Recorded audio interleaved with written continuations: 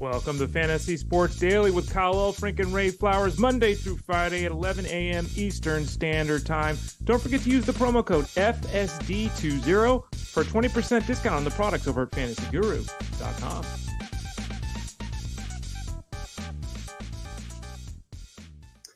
It is the place to be for all your daily fantasy needs. It is Fantasy Sports Daily. Kyle Elfrink, Ray Flowers with you, powered by fantasyguru.com. Back in the captain's seat. Good to be here. Took yesterday off. Justin Finsterman filled in, and Ray, it looks like you survived. You don't look any worse for the wear after taking on Justin for an hour yesterday. Yeah, thank you. It was a battle. We rolled our sleeves up and put up our dukes and had a nice, battle back and forth. He tried to get inside. I tried to stay outside with my reach advantage, and in the end, it was kind of a draw. Now, let me know, sleeves or not yesterday. He wore sleeves, and he was called out by the listeners and gave his standard in 4 months, 5 months thing. He's flossing the guns when it gets warmer again. You know what I think really happened is he lost a bet. Probably had to get a tattoo on his shoulder. He can't stand it, and so he's in the process of having it removed. It's like a baby shark or something for his kid. Yeah. There's something going on there because Justin is not one to shyly cover up his arms. But anyway, big thanks to Finsterman for helping out yesterday. I know he and Ray with baseball, football, a little bit of basketball as well. Today we will not have the basketball, but we will have plenty of football and baseball. First off, it is great to have everybody back with us on this Wednesday as we get a bit closer to the Super Bowl. I have not checked, Ray. I did notice Monday evening I was watching a couple of things, and they had crews, out there in Vegas, and it was pouring down rain. And then I saw yesterday on the evening news, the weather guy was showing like 30 miles north of Vegas, and it's like a giant snowstorm. It's like 10 inches of snow. So I don't know what the weather is, but I feel bad that, there's a lot of people, Ray, who are like, man, this is going to be great going to Vegas. Going to be warm, going to be nice. And they're kind of getting crappy weather. But I guess it doesn't. Vegas, not only is the game indoor, Ray, but all the fun is kind of indoor as well in Vegas. Yeah, it looks like I'm looking at the schedule quickly, and it looks like it's high 40s, low 50s to the week. Ooh, like so it's daily? Ugh, yeah. Yuck. Saturday it's supposed to be sunny with the high of 52 in Vegas. So it's warmer in St. Louis, Missouri this week than it is in Las Vegas. It's 50 degrees right now in California where I'm at in the Bay Area, so we might get to 55 today. Yeah, that goes to my point, Ray. They should have had the Super Bowl right here in Missouri. Oh, is that it? Yeah. Right in the stadium that no one uses. The stadium's still the A, Ray. Yeah. Battlehawks. Okay, sorry. Use the stadium. Sorry. Okay. There are people that still use the stadium. Yeah. It's a dump. Did Reggie Bush ever get his money back? Do you remember that Reggie Bush wiped out on the St. Louis sidelines, and he claimed that it ruined his career forever, and he sued him. They had concrete just beyond the turf as he ran to the sidelines towards the stands. Right. And he lost his footing and blew his knee out, and he claimed that ended his career at that moment. I don't remember if he got his money. I do remember that you got me a tour of the stadium when I went to St. Louis for the first time. Yeah. And I was very surprised by how dark it is in there. Yeah. There's no natural light. No. You can't see the field from any of the walking around, concourses. Yeah, it's kind of like U.S. Cellular on the south side of Chicago, which, for those who followed this, where I'm going, but they built that ballpark there to replace Comiskey, and it's a monstrosity, and it's from the 70s and 80s. And the very next year, Camden Yards opened up, and that ushered in a whole new era of great, cool ballparks. And meanwhile, the White Sox got stuck with their, last of its kind, if you will. Although they are trying to get a new stadium, I think now. I was reading that up in Chicago. The Bears are trying, the White Sox are trying, and the team that actually needs one, the Cubs are not trying. So it's kind of, and with St. Louis, here's the other thing, little factoid, Ray, that you didn't think you'd get on a Wednesday morning. When the Cardinals left town and moved to Phoenix, specifically Scottsdale is where they took up residence.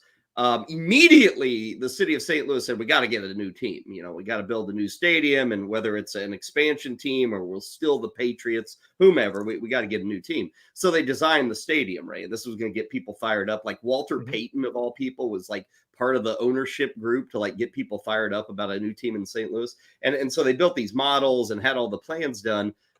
They missed out on expansion. They didn't get the Patriots. Eventually, I don't know, 8 years after this process started, they got the Rams to move to town. Unfortunately, they never updated the stadium.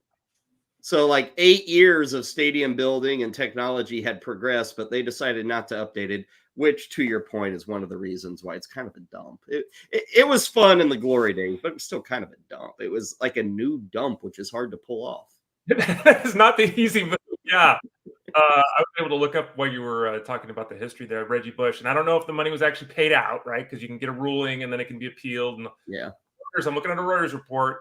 Bush was actually awarded $12.45 million, $7.5 in punitive damages, $4.95 in compensatory damages. This was back in 2018. Okay, he got the money, but doing searches here as we're doing the show, I'm not positive on it. Yeah, that's probably my money. It's probably like taxpayer money from the region. Probably. That off. So you're welcome, Reggie Bush. Sorry to ruin your career. Okay, what do we got today? Despite our want to of talking about legal proceedings from a half decade ago, we got baseball, we got football, and we've got a couple of vets signing up. Jose Altuve gets a giant extension. May make him a lifelong Astro, and Clayton Kershaw, sort of as everybody expected, back with the Dodgers. Now, his situation's a little different. We are already knowing that Clayton Kershaw will not be with the Dodgers in the months of April, May, and probably June. Probably looking at a second half return after shoulder surgery. So that is where we stand there. We'll break it down for you. We will continue our preview of all things second baseman. Yesterday, Justin and Ray tackled the surprises of 2023. Today, we will look at the letdowns of 2023 and what the odds are for a turnaround. Ray will tell us what the hell SWIP is as we continue to talk over his fantasy baseball draft guide over at fantasyguru.com. Super Bowl 58, our matchup of the day. We'll talk about the battle in the trenches. We'll talk San Francisco prop totals for sacks this weekend, and we'll get you some news and notes. More offensive coordinators landing in spots, and the Chargers have hired an OC that might change the perspective of that offense ever so slightly. We'll see. And then Zach Wilson. Zach Wilson is in the trade news, which Ray, you can get Zach Wilson for nothing right now. Even you, Ray, right now, you could probably write a check to the Jets, and they'd bring Zach Wilson to your house. You could have him do some gardening, lawn work, rake some leaves. You've had a lot of rain, so maybe he can, clean off the mess. But for a price, Ray, Zach Wilson could be your pool boy for the next few months if you'd want him, I think. Yeah, and everyone paid close attention to the scroll at the bottom of the screen when it goes up here in a few moments, because Kyle had a very succinct way of putting the outlook of Zach Wilson. I kind of overrated, though, what he might be worth, I think, on that scroll. So we'll get to all that. Before we get to all of that, we get to this, Ray Flowers with deals. Ray, what do we have? Yeah, and everyone should know that. It depends how and where you consume the product, but we're always on the website, fantasyguru.com. After the show, we post it there. You can find the show on YouTube at youtube.com/@ElitePlusNetwork. As you can see on the screen there, if you miss it live or you don't want to look at my face, which I understand, we have it on a podcast. And so you can go to Pandora, you can go to Spotify, Apple Podcasts, Google Podcasts, type in the Fantasy Sports Daily, and you can find us there in a podcast form. Wherever you're consuming us, thank you. Promo code is FSD20. That gets you a 20% discount on all the products, whether you want to do hockey or basketball or whatever it might be. You want to buy T-shirts, baseball hats with the swag, FSD20. If you use that code right now for the baseball product, you get a discount of 20% off the early bird pricing. So it costs $40 for the baseball product all the way through the entirety of the season. As you can also see there, we've lowered our deal with the football product. It's $19.99 now. They get you the betting guide. That gets you all the seasonal coverage, all the DFS coverage, obviously all the wagering coverage through this week in the Super Bowl. And it also gets you franchise mode, which is basically our run-up to the draft, the player profiles, all that kind of stuff for the youngsters. That's $19.99. Okay, so that is the run-through, and all the preliminaries are out. Let's get into the meat of the show here on FSD. And we start with the breaking news that the Dodgers have added yet another 50 innings to their rotation. Clayton Kershaw, Ray, is going to be back for another go around, which I got to admit, with both these guys, we're going to talk about Altuve in a bit. But Ray, I like this stuff when guys stick with the team. And, and right now, Kershaw's had opportunities to leave, and I'm sure other teams have offered him decent deals, but he's always come back to L.A., and I think part of that is the idea of, he can kind of walk away kind of being that new version of Koufax, or dry, whatever it may be, this pitcher of Gibson that stays with one team. And it probably doesn't mean anything truly, but it means something, I think, to baseball fans when hey, Cal Ripken Jr., he's an Oriole. Kirby Puckett, that guy's a Twin. Mike Schmidt, he's a Philly. These things do kind of mean something. Willie Mays is a New York Met. We don't get to well, back to New York. He went back to New York, I guess. Yeah. But it's good on that aspect. But Ray, for what we care about, it's A, what is Kershaw, and B, how much do we get to see him? And this year, Ray, we're going to see less of Clayton Kershaw than we've even gotten used to in the past 5 years or so. Yeah, and to me, there's so many remarkable things going on here. One, he's going to the Hall of Fame. Two, it's great to see a guy go in with a Dodger cap instead of a baseball hat, right? Because it does look like he's going to end his career with the Dodgers instead of having 14 different logos on there.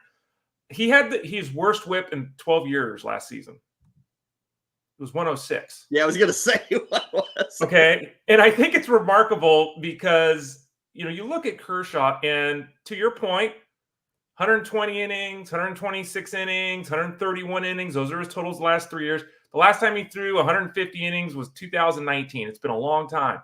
He's not the dominator he once was, but for him to still be able to post an ERA in the twos, to still post a whip that's barely won, to still get a strikeout inning at this point of his career with injuries, with diminished stuff, it just shows you how great he is because was he 85% of what he used to be?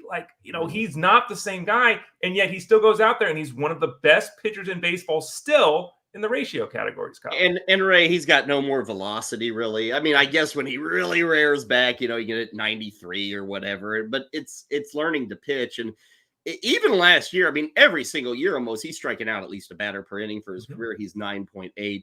He obviously wears down. I mean, these innings pitched are 58, 121, 126, 131, postseason not included. So this year, Ray's coming off the shoulder surgery, and at his age, he'll be 36. Yep. He's not finished, but he's obviously old, coming off a fairly involved surgery and process. Let's say he is back post All-Star, and I gotta think, Ray, there is going to be no push for him.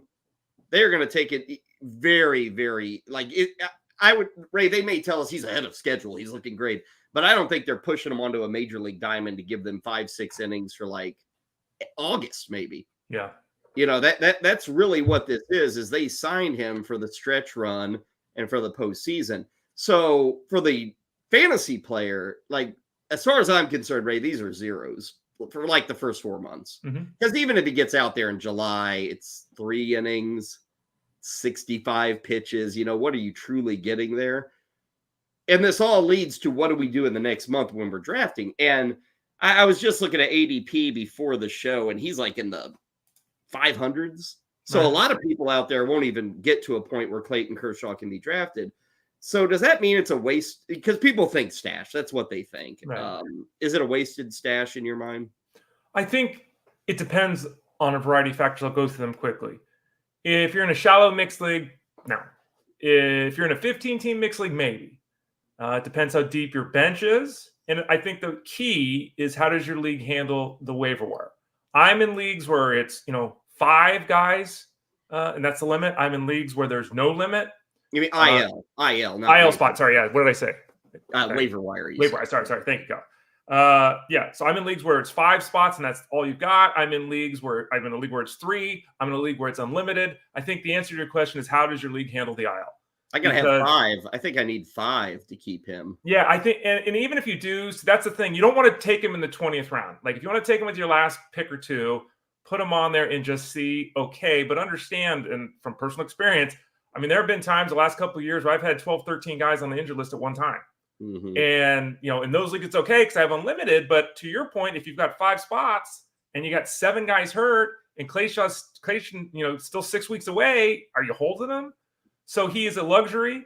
And I think that if you take him, I think you framed it correctly. He might still end up being better in the fantasy space than we're anticipating. That very well could happen. Could be worse. But you can't invest in him at any point where there's any level of counting on him because we just don't. He may not even pitch this year. I mean, that's a possibility. We just don't know.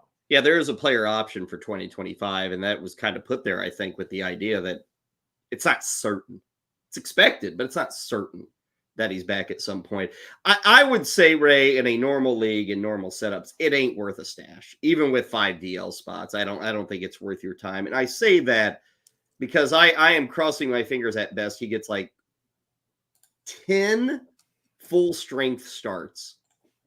And honestly, that number probably has a better shot of being 8 full strength starts. And what I mean by full strength is where they say, yeah, give us 90 pitches, give us 6 innings.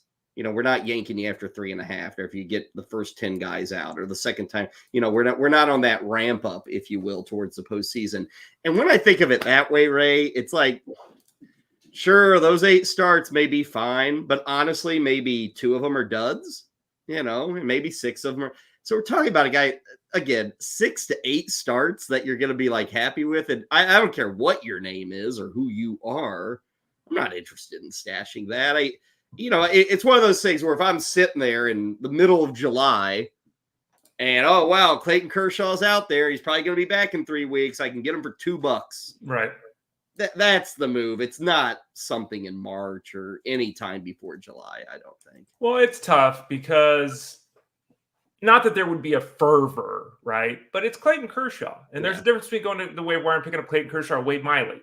Right. So there might be a little aggressiveness. Even though they might be the same guy. They might be. And you said it, I think, too, at the start, and it's worth repeating. Like, it's a knee. Here's the process. It's an elbow. Here's the process. Shoulders, historically speaking, are really tough. And it's quite possible. And we all don't want to think this is the case. Clayton Kershaw might go out there and he's throwing 86 miles an hour and he just can't get on top of the curve anymore. And, so yeah, he's a luxury pick, over at fantasyguru.com. I think we've got him at like 109 in the rankings. We've got him for $2 in an NL only league, that kind of thing. So yeah, I mean, fingers crossed. And I assume if and when he is out there, he'll be very good. I assume that, but I just don't know how long that's going to be. And it's kind of perfect alignment. We get the news on Kershaw returning to LA. A guy a year ago who was the big, do you stash him or not, was Jose Altuve. And Ray, I was gung-ho on stashing him. And then I got to every draft and he was gone so quick. Like people were totally fine with stashing him and taking him way before I would have. Right. So I didn't get him anywhere. Altuve gets an extension. At least it's been announced. I guess it's not official, but it's a big one. It's 5 years, $125 million. That, again, will make him nearly a lifelong Astro. We'll see how the back end of that contract goes.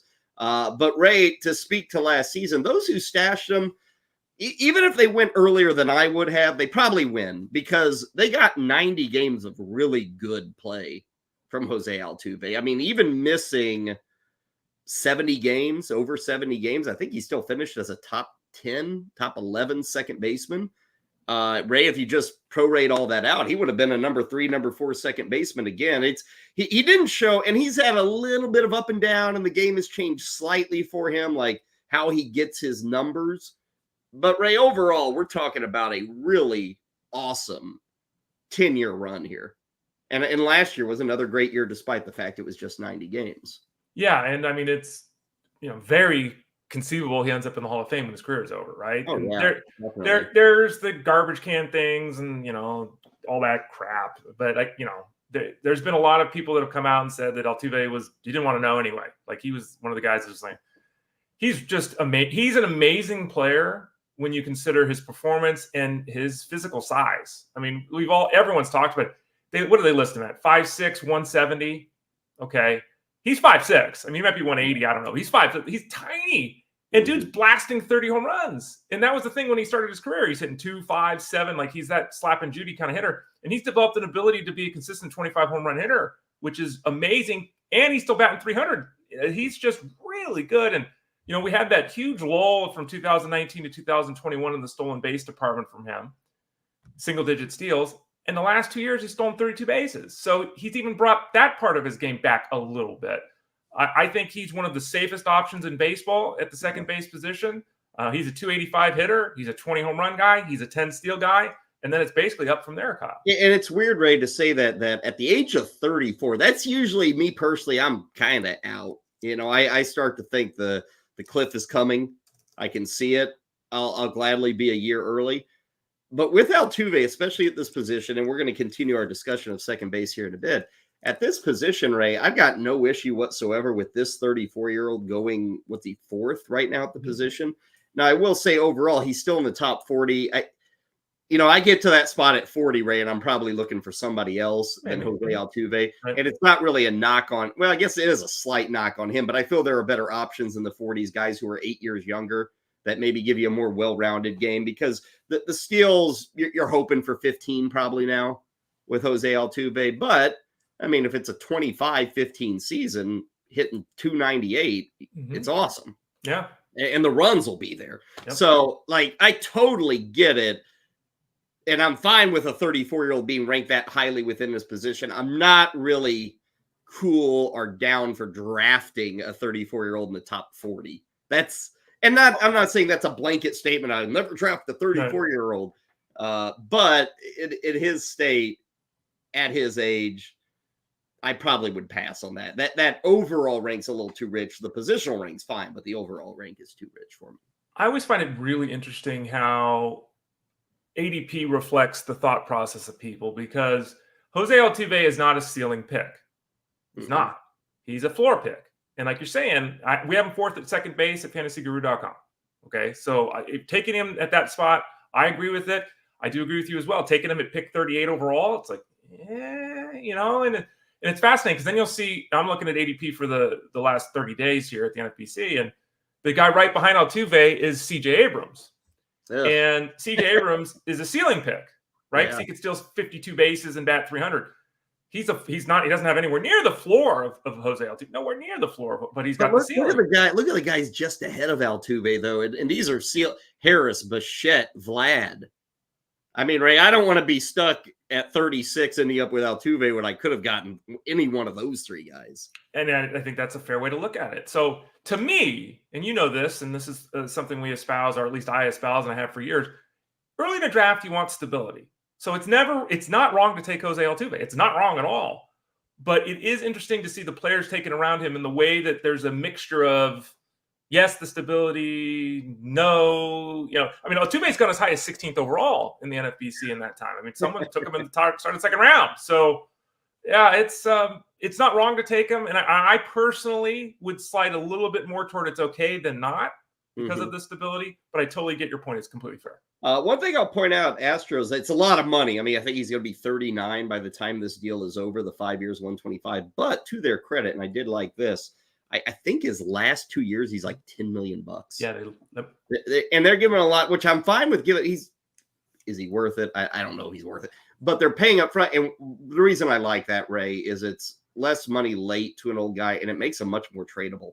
True. If you get to that point. If he's hitting 275, but a team needs a second base to have a push into the playoffs, that is a really easy contract to trade late in the season to maybe get you a prospect back. So good job by the Astros, too, in terms of setting up that deal with Altuve. Let us stay at second base because that is the spot that we are talking about all week long here on Fantasy Sports Daily. Tackling the position, breaking it down. We started on Monday with kind of laying out the overall look of second base. Yesterday, Justin and Ray tackled surprises. Today, we talk about disappointments and letdowns. And I don't know. Overall, I guess the expectations were low enough in a variety of spots and variety of names that nobody just crushed you. There are guys maybe you drafted to be top 5. They ended up top 10, top 12. But in terms of getting crushed, I don't know that there was anybody that buried you. Trevor's Story, who people can see right there at the top, might be the biggest. And the fear here, Ray, it's funny, we talk Kershaw, Altuve, and now Story. With Story, it was, I'm going to pick him up and stash him. That was the thing with Trevor's Story. I have been out on Trevor's Story for years now. True. And I've never regretted it. And I like him as a player, Ray. I didn't think the move to Boston was like a positive one. A lot of people thought he'd be fine. I didn't. He's been okay. The problem has been this guy is just beat the hell up. It's the body has just been through the ringer. Maybe he's missed enough time and gotten healthy enough to have that one last go around to give you 145, 150 games. And the name still plays. That's still an exciting name, Ray, to get. You say, okay, give me one last hurrah. I'm gonna stick to my guns and say it's not gonna happen for Story this year. That rebound and getting 145 games played, I just really struggle with that idea right now. Yeah, he only played one game at second base last year, but he played 90 the year before. So he qualified at second last year. He won't qualify at second this year. It'll only be shortstop. And he is a very interesting guy. He's 31. So theoretically, feels like he's as old as Altuve, doesn't I know, but theoretically he's in his prime. Like, he's 31. And you look at his last 137 games, which is over 2 injured seasons, and he does have 19 home runs and 23 steals. So he's still bringing the power and the speed piece at a level. What's he hitting, right? Yeah, he's hitting 227. Okay. Which is not good. His on-base percentage is 287, which is even worse. Oh, God. And his slugging percentage is 398. So those are dreadful numbers. His OPS is under 700. They're bad. Now, there are a lot of players with deficiencies in their game that have the power speed combination that in a 5x5 setup you're interested in. Story really comes down to your setup. If you're in a points league with Trevor Story, if you're in a 5x5 league, okay. Because there is a difference with how the value is recorded. The real question for Story, to your point, Kyle, is can he stay healthy? And what does that look like? And the truth is, we don't know what that looks like. He can come in healthy and be ready to go. Can he handle the rigors of 140 games at this point? I don't know the answer to that. So Story, in my mind, is one of those guys you take as a middle infielder, right? You take him as that guy that, if he goes 20-20, fantastic. If he goes 13-10, and I move on, right? Like I'm not taking him early. I'm not pushing him up draft boards. I'm not jumping ADP by 75 spots. I'm not getting aggressive with Trevor Story, but I still think there's enough here, if he can stay healthy, that he's going to return a nice value based upon his cost. Let's say he got to 20-20. And if he plays 125 games, I think that's doable. Mm-hmm. But let's say everything else, Ray, is pretty blah. Like he's hitting 229. Right. His ribbies are, 75 ribbies, just because he's not getting enough hits to really. He's got the home runs, but not enough hits. And, right. We're sitting at 75, 80 runs. I mean, as a middle infielder, you can get away with that, right? I mean, it's simply put, the 20-20 kind of covers up any lacking spots elsewhere, because the stolen bases still play, even with the advent of more steals. And, getting 20 home runs in effect from a backup middle, he's not going to be your starting shortstop, not your starting second baseman. Those things play, at least if you're in a 12 or bigger size league. I mean, you got to be in a bigger league, but those things can still make a difference despite the shortcomings elsewhere. Yeah, I mean, it's very much like, think Anthony Volpe last year, right? It's the same thing, 20-20, but on-base percentage isn't good, batting average is terrible. Like that, that is still usable. And I think a lot of times there is that disconnect we talk about all the time between, at the end of the year, Trevor Story was a $19 player. He was, shortstop 11. And you're like, what are you talking? He hit 238. Like, well, yeah, but he played every day. He scored 80 runs. He drove in 76. He went 20-20. So, you have to build around Story, which there's some players like this, right, in this day and age, where you have to look at them and think 235. Mm-hmm. And it's like, okay, I need to find a couple of the guys hitting 275. I got to do that. I got to make that part of my plan. But I think Story can pay off. The price is right about, it's like we're getting to that point kind of with Altuve. We're like, well, we're kind of paying for it to pay off, but I'm okay with it as long as it doesn't inch higher. The other guy we got listed here, and for those watching, you can see him down below, Vaughn Grissom, his teammate. For those who might have missed it, there was that trade, Chris Sale going to Atlanta. Vaughn Grissom was the big piece going back to Boston. And Ray, the good news for Vaughn Grissom is he's probably in this lineup every day. They're going to give him a leash. For whatever reason I guess we kind of know the reason. It's the Braves had better options than Vaughn Grissom, but he didn't get much of a chance. And last year it was crazy, Ray, going into April. I'm trying to remember who the heck was even the name with the Braves that it was like, oh, they're actually not going to go with Vaughn Grissom. They're going to go with this guy. And everybody's like, what? Orlando Arcia? Yeah, Orlando Arcia, and there was another young guy, and he didn't amount to much, but they were like, yeah, we're going to go with these other guys instead of Vaughn Grissom. And I remember you and I talking about this. Everyone was still drafting Vaughn Grissom. And the news was not a positive. It's like, no, he's not going to be in this lineup. And Ray went to the minors, and he was fine, and we eventually got to see him in the majors, but it was just a cup of coffee kind of thing. And now he's with Boston, which I got to believe, Ray, it's a better spot for him, because there's a little less pressure, I think, which is weird to say. What I mean by that is Atlanta's win now And Vaughn Grissom's been talked about. If he comes in, it's like, okay, kid, hit. We need you. With Boston, Ray, there's definitely the media attention, the fan attention, but the team's in effect retooling. And this guy is going to be, hey, he's the future. He's 5-6 years from now. We need this guy. 3-4 years from now, we need this guy.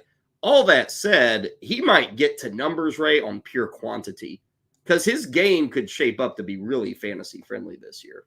Absolutely. And I'm trying to remember the name of the guy too, Kyle, because you're right. There was someone in middle infielder, and I feel like he got traded, and I can't remember who it was. Let's see if I can figure it out as we're talking here. Talking, see if I can. Yeah, it's a middle infielder who was a glove guy and not a bat guy like Garcia. I think that Grissom will only qualify at shortstop to start the year because he played there 19 times, only second base 4 times last year, but he's slated to play second base. So that is it. Braden Shoemake? I think that's it, Kyle. I think that was it. I think was it? I think it was. He's now part of the White Sox. I think that was who it is. Yeah, that might have been it. Shoemate. You're right. I seem to recall that. I was thinking Shoemaker, but that now both guys are gone. yeah, right. They're gone. Grissom. 12 months ago, Grissom was hot in fantasy because it's like surging up boards. He was surging, and then we got the news, and we're like, oh shoot, And I think the real issue for him is Grissom's glove is not very good. Okay, they're hoping he can be adequate.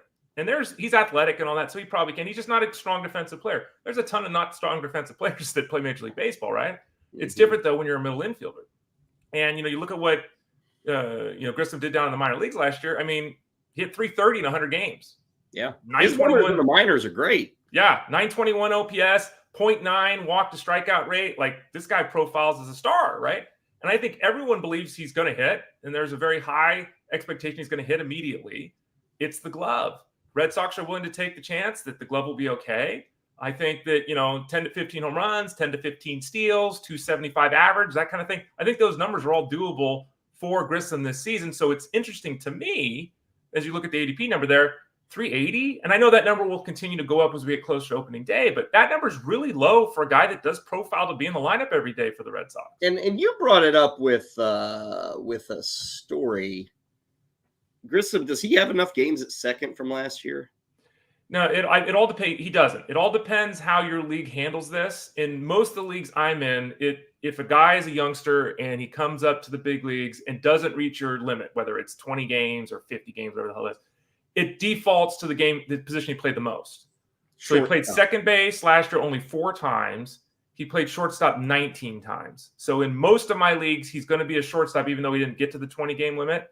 And then he'll start playing second base, and then it depends what your in-season qualification is. So it's very likely in a lot of leagues he'll qualify at both second and shortstop. Okay, so something to keep in mind. You think there's any outfield hope for him? That was talked about with the Braves. You think it could happen with Boston where we have an infield-outfield thing here? I mean, we could, sure. Yes, we could. I mean, they still haven't brought back Adam Duvall. I think that, when you talk about these youngsters, the team's willingness to move guys around. We saw it. Look at the Reds last year. Spencer Steer's everywhere. Matt McClain's everywhere. Teams are very willing to keep guys in the lineup, I should say, if their offense is there. So I think there certainly is a possibility that he picks that up. And that's, long term, depending upon how he does at second base, he might end up in the outfield. So that's definitely something that's under consideration. I love that ADP to second year point. I know you stated it too, but I think I got no issues throwing a dart on Vaughn Grissom there. Love that spot. So I think late game draft pick, everybody needs to have Vaughn Grissom probably in their back pocket, which is different from the next guy, Jonathan India. Ray, I don't mind the idea of drafting India, but right now, I mean, he's top 225, and I just can't get behind that. He needs to be a lot closer to 300 at this point than he does 200. And again, that's not because of what he is or what he can be. It's just the fact that this thing's a mess with Cincinnati. He was a letdown last season, kind of got lost in the shuffle. He's gone backwards since winning Rookie of the Year a couple of years ago, but there's still something there for India, but unlike Grissom, we just don't have the games played for him to rebound this year. Yeah, in the rankings over at fantasyguru.com, you can clearly see that I would take Vaughn Grissom instead of India at this point. And we've talked about this previously. The Reds have too many players. And even if you and this, Kyle says it all the time, it works itself out. Maybe it will. But unless they make a trade or there's a couple injuries here, I mean, we talk about all the time, the roster resource over at FanGraph. Mm-hmm. They're projecting India to be the DH. Okay, fine, right? The bench would have CES on the bench. He's a 30 home run hitter right now. CES on the bench.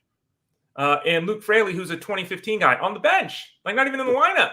Those are two damn good players that are younger, that are, or at least in the case of CS, he's younger. I don't know, man. Like, how long can they make this, does everyone kumbaya and everyone's okay playing 3 out of every 4 games and left field today, right field tomorrow, second base this time, first base here? I don't know. I mean, the addition of Heimer Candelario really made this a weird, that piece just didn't seem to be needed. And the Reds have stated he is going to be in their lineup every day. So India, Christian Encarnacion-Strand, and Fraley are going to have to battle the platoon gods with guys like Will Benson and Jonathan India. Yeah, and India may bounce around everywhere. Outfield has been talked about, first base on occasion, second base, he comes in with that eligibility. If it were to work out for him, and what I mean by that is, let's say, Will Benson gets injured for 3 months and they got to play Jonathan India, or same thing happens, say, to Heimer Candelario and they got to play India. I mean, these are ways to get all of that eligibility, which would be kind of exciting. And if you have his bat in the lineup, and again, it could work out, but at that price in the 210s, the 220s, that's not a risk I'm willing to take. That's something I do in the 300s, not in the 200s with a guy like India. One last name is Jake Cronenworth here. Now, what's interesting with Cronenworth, Ray, is he's kind of a first baseman now. Right. But he still qualifies at second. And honestly, I don't think anybody ever wants to play him at first base. It doesn't really. Second base, again, I don't think anybody wants to, but we're talking about letdowns of a season ago. This guy was a pretty big fall. I mean, the home runs disappeared. The ribbies disappeared. The average was the same as always. He still played a lot. He's going to play a lot this year, Ray. I just throw him out there as somebody to keep an eye on. People forget this. Jake Cronenworth, in year 1, finished second as a Rookie of the Year. Year 2, he made the All-Star game. Year 3, made the All-Star game. And year 4 was last season. So, Ray, this is a talented guy. Mm-hmm. I know the All-Star game isn't what it used to be, but this is a talented player who I'd hate to say is cooked after a bad season last year. Yeah, and something he has going for him is, he's got a 7-year contract. Like, he's not likely to get benched with the 7-year contract. He's someone that I've written about in articles at fantasyguru.com. And I'm like, look, based upon the price you have to pay, Cronenworth is of interest. Like, he's not going to hit 30 home runs. He probably won't even hit 20 home runs. He's not going to steal 10 bases, I don't think. He may be bat 238. Well, Ray, what are you talking about? What I'm talking about is what Kyle said. He qualifies at 2 spots. He's going to play every day. He is way more likely to finish closer to 2022 than 2023 in terms of his overall production. He's going to pay off the cost. Is it going to be outstanding? Is it going to be sexy? Is it going to be win your league because of him? No. But the flexibility is nice. And again, he will pay off his draft day cost as long as he stays healthy. Right in the middle of the lineup. And it's not a great lineup, but it still does have Machado, Tatis, Bogarts. I mean, it gets really weak on the back end, but Cronenworth is kind of up there, probably in the 5-hole, somewhere around there, maybe even higher, depending on the day. So something to pay attention to. Again, of those guys, much more on a Vaughn Grissom train for me versus these other 3. Still got a pretty nice ceiling with Story, who can help you in a variety of spots. And I think Cronenworth is an easy grab late. And it's the most boring 28th round pick ever, but not a bad one to think about. We will have much more on second baseman coming your way tomorrow.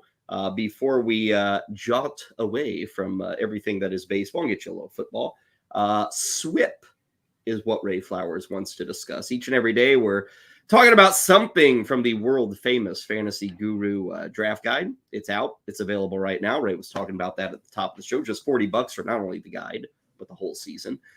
SWIP is one of the articles. And Ray, this is your continuing education of all things fantasy. Try to keep people abreast of maybe some new things.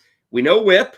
Mm-hmm. SWIP is just kind of not only a rhyming play on WHIP, but also kind of a similar stat, but gives a lot more credit to the pitcher. WHIP is going to hurt you because once the pitcher, once the ball's in play, who knows what happens. Yep. And that's the hit part of WHIP.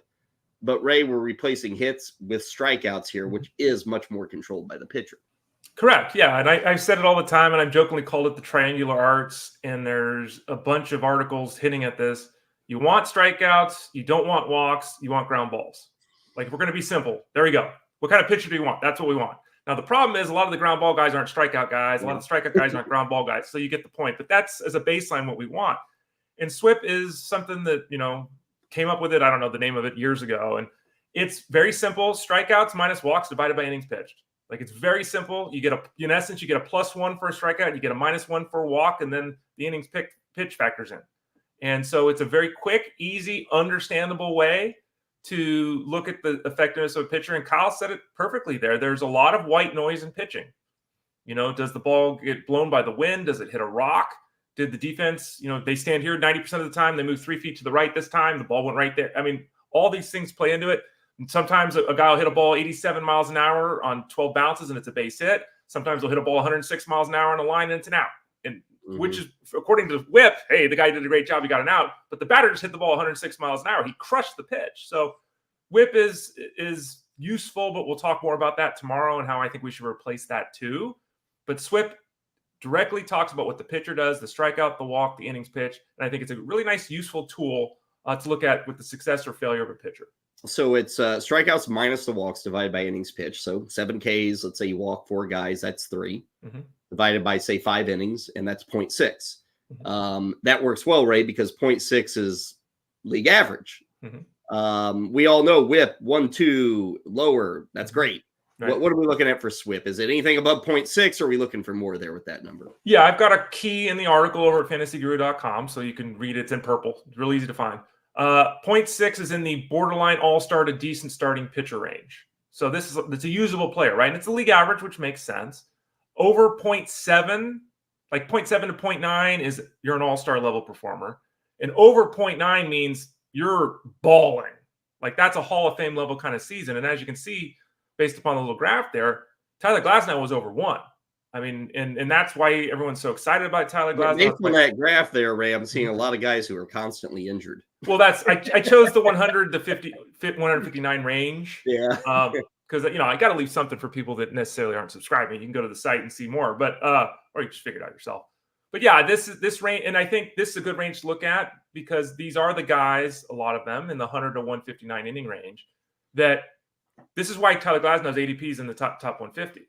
Because if he throws 175, he's not going to throw 175 innings. But if he throws 175 innings, if Chris Sale throws 150 innings, these kind of guys can be dominant strikeout arms, and if they can control the walk piece of this, they can have a lot of success. Should point out, and he had a lot of innings last year, Ray, and most people would say, it wasn't a good year. But Joe Ryan of Minnesota is, I mean, and he's 10 Ks per 9 for his career. He is 2.3, so that's 7.8 divided, by all this stuff. So you can probably figure it out. But he's elite, Ray. Yeah.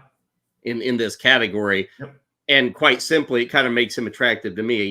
He doesn't have the name of Glasnow, but he's kind of got the game of Glasnow, and you don't have to pay as much for Joe Ryan versus Tyler Glasnow. Yeah, Joe Ryan last year, there was only one pitcher that qualified for the Area title that was better in SWIP, and I think everyone knows it's Spencer Strider, right? Because of all the strikeout.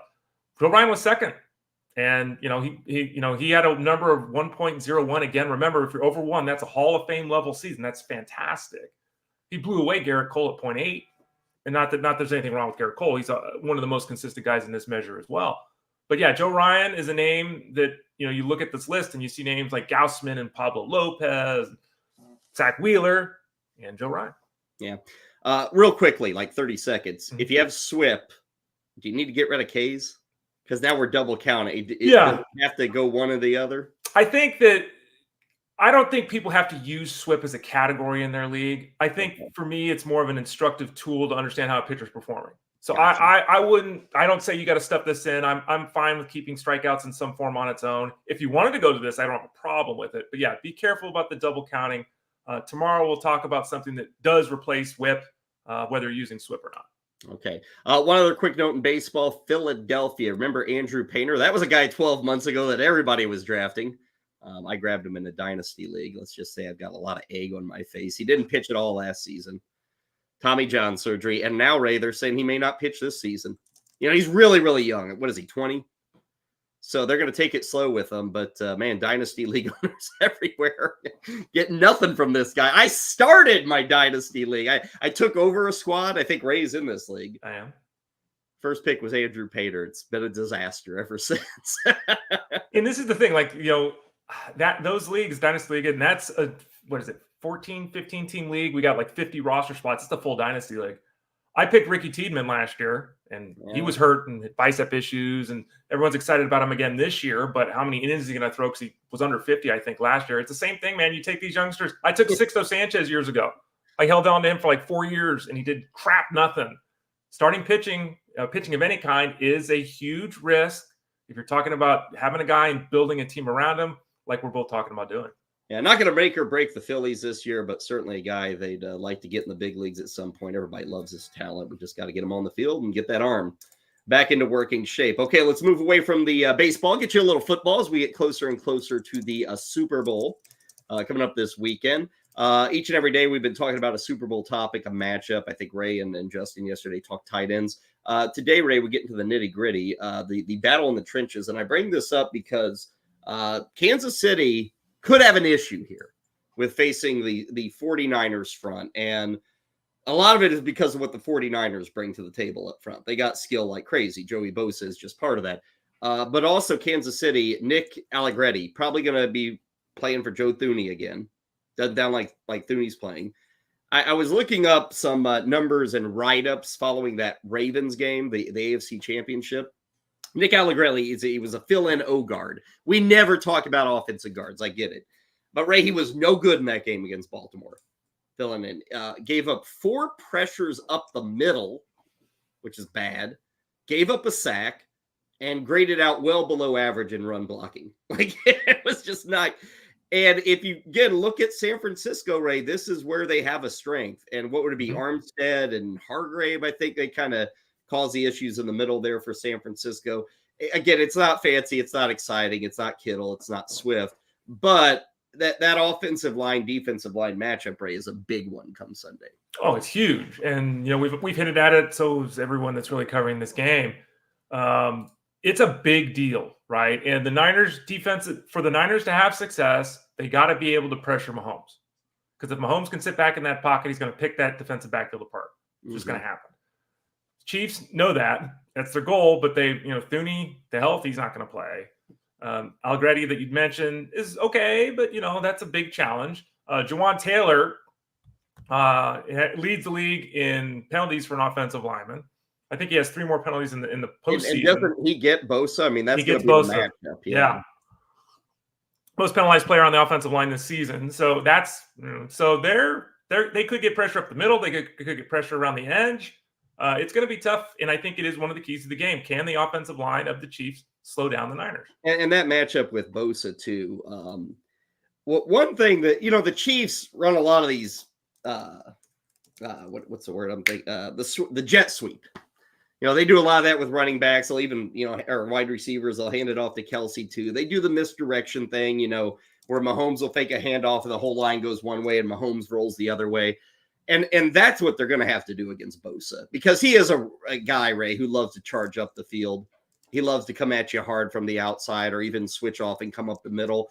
I bring this up too, because one thing to keep in mind, Isaiah Pacheco, who we talked about earlier in the week, I wonder how often, Ray, he is kept in for pass blocking to be that chip block artist. And, why does it matter to the fantasy owner or the wagerer out there?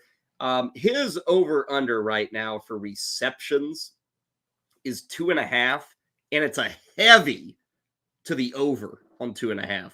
But if you go under, rates plus 130, and I wonder if that could be a decent bet, just if he's left to stay in and kind of help with blocking more than usual against this D-line.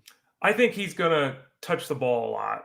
Yeah. But it might be on the ground where we've seen the Niners bleed a little bit, right? The pass catching. I mean, the Chiefs, the issue with betting any prop with Chiefs receivers is, Rice is going to get his targets. Kelsey's going to get his targets. They just don't know. You just don't know. They could come out here and the plan could be to throw the ball 40 times. The plan could be to throw the ball 27 times. Like, you just don't know what the Chiefs are going to do. And we did hear that, we did hear that McKinnon is not going to play. Yeah. So forget that. Yeah. So, that doesn't sound like that's going to happen. So, I mean, 3-4 catches is what Pacheco has been called upon to do. That's his role in the offense when McKinnon's been down. But I don't know. I still think they got to get the ball in his hands. Be my guess. They got to involve the backfield. They can't just make this about Rice and Kelsey. I don't know if that is enough to win the football game. Our actual prop of the day is number of sacks for the Niners. Ray, it's set at 1.5, which seems really, really low. The over is -155. The under is +130. This is another prop that the under is a little bit attractive, and here's why. Patrick Mahomes, I don't think is going to be throwing the football 40 times. I think it's going to be closer to 30, 35 times. Okay. For his career, he's sacked about 1.6 times for every 40 passes. So you just kind of play the math here. But again, he's not playing the 49ers every week. But I think, Ray, they're going to have a lot of quick hitters to not even give a chance. I don't love that bet, but the +130 is a pretty decent payoff for a decent chance at a bet working. But again, I just hate taking an under of 1.5 against this 49ers D line against this Chiefs O line. The argument would be they'll make this quick. It's always going to be in the shotgun. He's never under center. Yep. And it's going to be a lot of quick hitters, he's got the football out in 3 seconds, I think. Yeah, and he's very athletic. He's not a runner per se. He'll run, right? But he's very athletic. He slides in the pocket. He avoids pressure. Like he throws some weird angles all over the field. He sees he is a problem.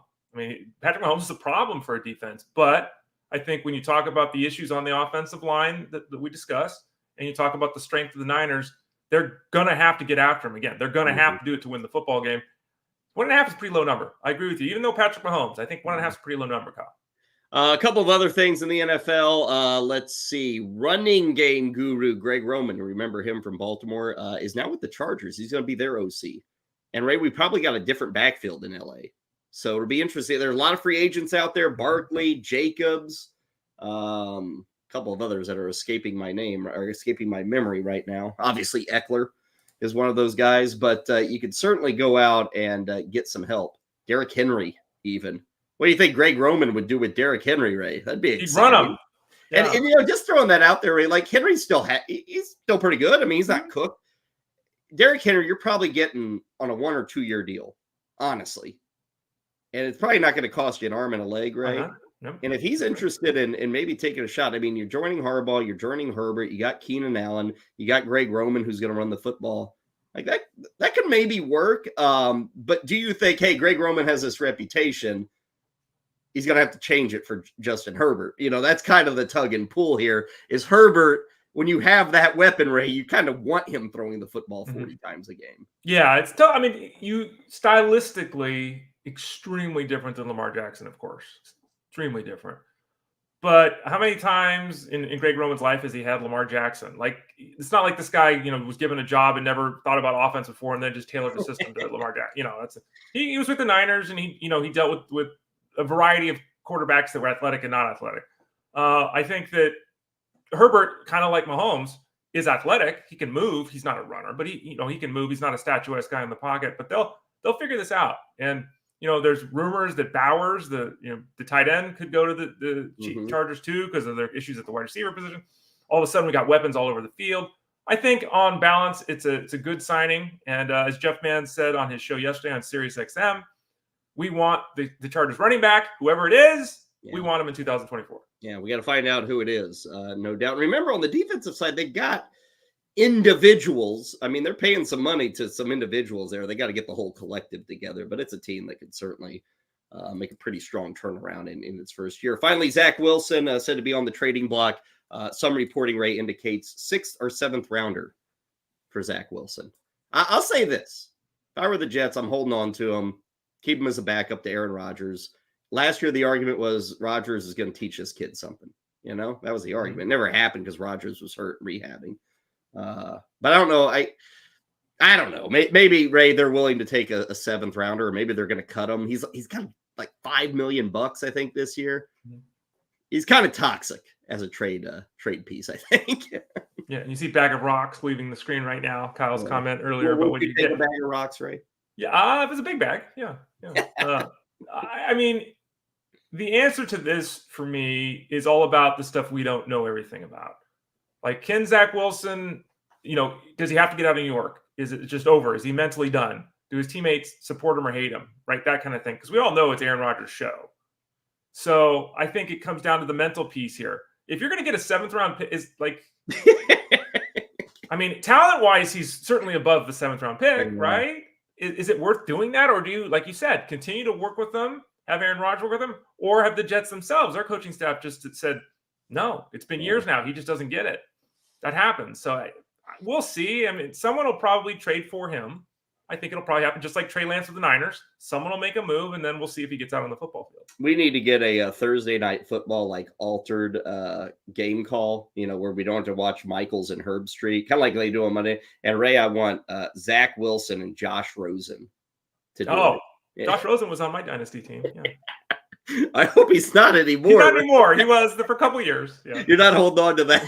I'm not holding okay, that'll do it for this Wednesday edition. Tomorrow, we'll start to dig a bit more into the Super Bowl as we lead up to Sunday. We do have a request out to one Jeff Mans for Friday. We'll see if he graces us with his presence. I do know Ray and Jeff are going to be going today. Sirius XM Fantasy Sports Radio, 3 Eastern, right, Ray? 3 to 5 Monday through Friday for the show, and I'm on every Wednesday. So today, yes. So you get a little bit of break from Jeff, as Ray will be in there as a buffer for all of our ears. No, I get it. That'll do it for us. We're back tomorrow, 11 a.m. Big thanks to everybody tuning in today, and we'll catch you on Thursday here at fantasyguru.com.